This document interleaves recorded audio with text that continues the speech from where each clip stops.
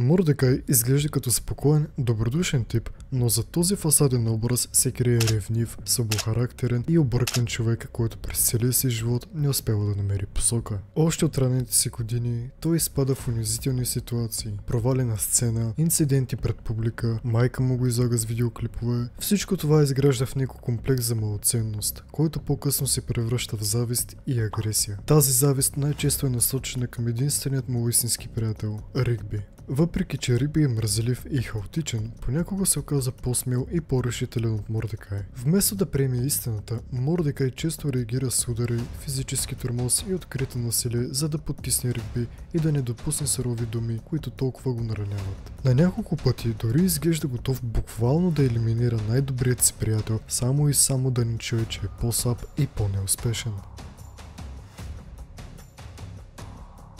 В любовния живот Мордекай е пълна катастрофа. Той няма истински опит с жени, защото прекалено много мисли, анализира и губи моментите, вместо да действа. Най-голямата му слабост е Маргарет, момиче, което през цялото време се появява ту с един, ту с друг случайник от парка или града. Изглежда сякаш сменя мъжете като носни кърпи, а Мордекай, заслепен от влюбеността си, винаги е готов да я приеме обратно. Макар че за известно време се опитва да има връзка с Сиджей, Маргарет отново нахлува в живота му и саботира всичко. Резултатът е предвидим. Мордекай проваля и двете връзки, остава сам и потъва в депресия. Междувременно той често размишлява върху бъдещето си, мечтае да бъде артист и да създава изкуство, но се чувства застой. Завижда на Ригби, който започва да напредва и да се развива, докато самият Мордекай е прикован към работа, която не го вдъхновява.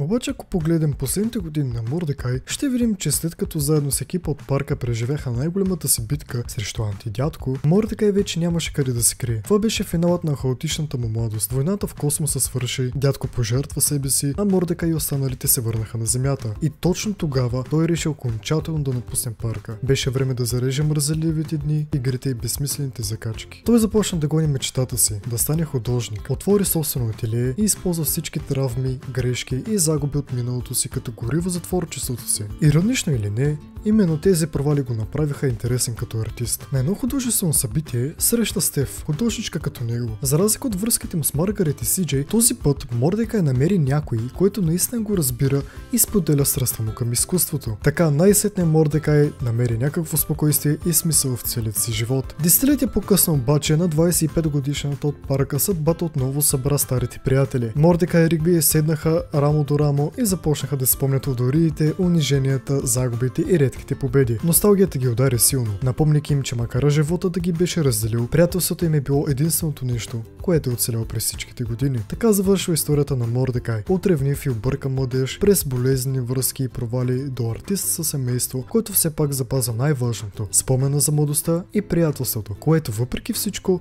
не успя да съсипе.